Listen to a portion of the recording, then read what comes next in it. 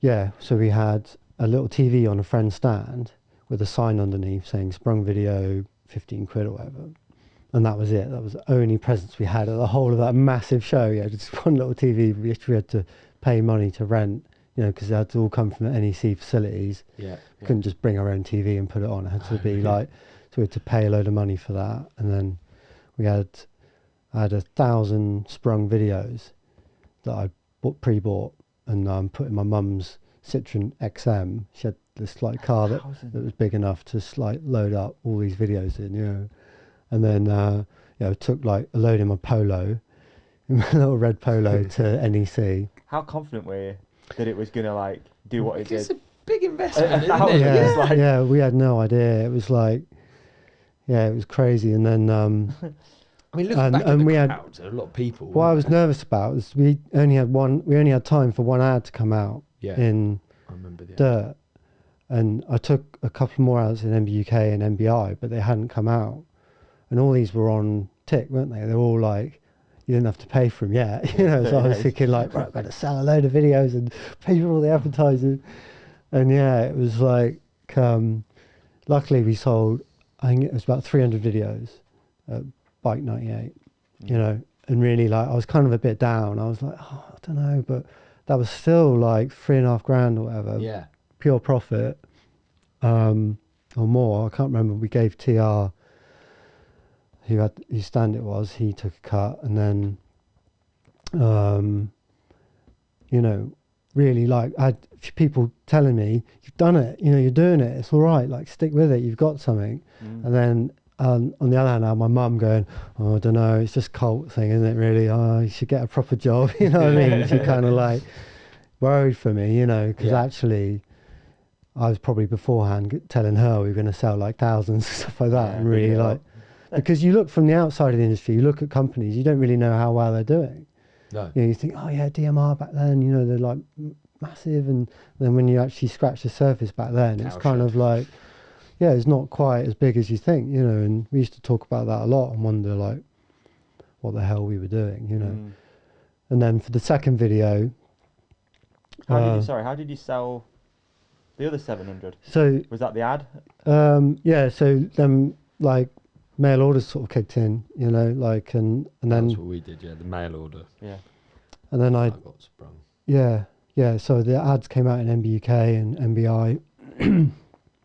And then you distributed that all yourself? We sold quite a few like that on my mum's answer phone. Yeah. Like people would leave a message, I'd like to order it, you know, and then I'd write it all down, and I still got the book of all the orders in there, the original orders, and then I'd sit upstairs in the office and get on the phone, and I'd go through every single bike shop in MBUK, and I'd say, hi, Alex from Sprung here. You know, just give it a little sales pitch and try and like get them to buy videos. Yeah. Loads of them be like, no, we don't do videos. No. And then so quickly I sort of started saying, sale or return. I'll just send you the videos. Do you want to try them? Just put them on the counter, see how it goes. And then most of them sold them. You know, a few, they came back.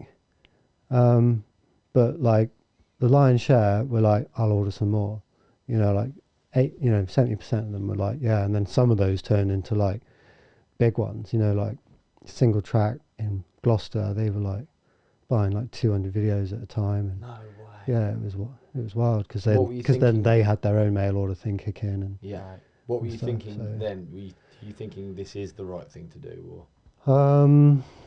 I think Sprung one, obviously it was a really short period of time, wasn't it? It's just a matter of weeks, you know. Yeah. And then we went straight into doing the next one, you know, because there was enough like energy there for us to go into it, and we had a little bit of cash to put fuel in the car, and that's all we needed really. And then I phoned up, so it was like all about taking it to the next level then, wasn't it? And where Sprung one was like really, really, really basic. We went to one regional downhill race at Knapmore Quarry. But we met Steve Peat, and he invited us to his house.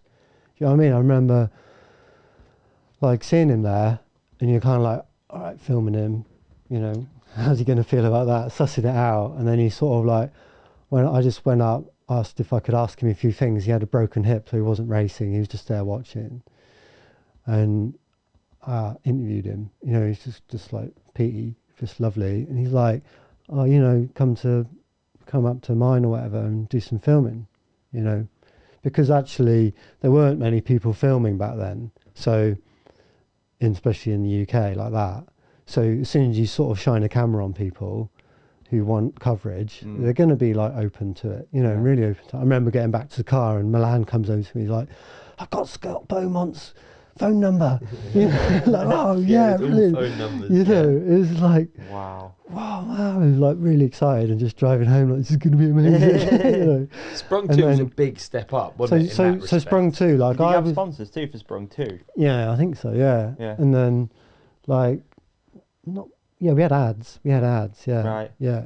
And then there was an ad on Sprung 1, I think, as well, like Psych Vibes. Yeah. Like, yeah. And because I went to get content. Yeah. So for going back to that original question, Sprung 1, there's actually a really good little thing there where I went into the local shop in Exeter just because I was going up and down between Plymouth and home a lot.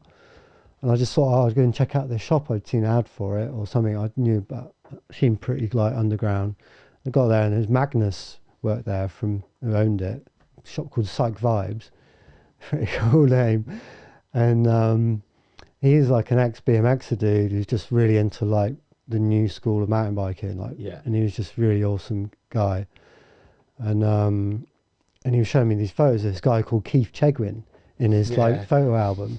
And he was down at Decoy Trails doing like suicide no-handers and like backflips and some mad stuff, like one hand cans. And I was just like, man, this guy's amazing, like looks so good. And I was like, can I arrange a little shoot, you know?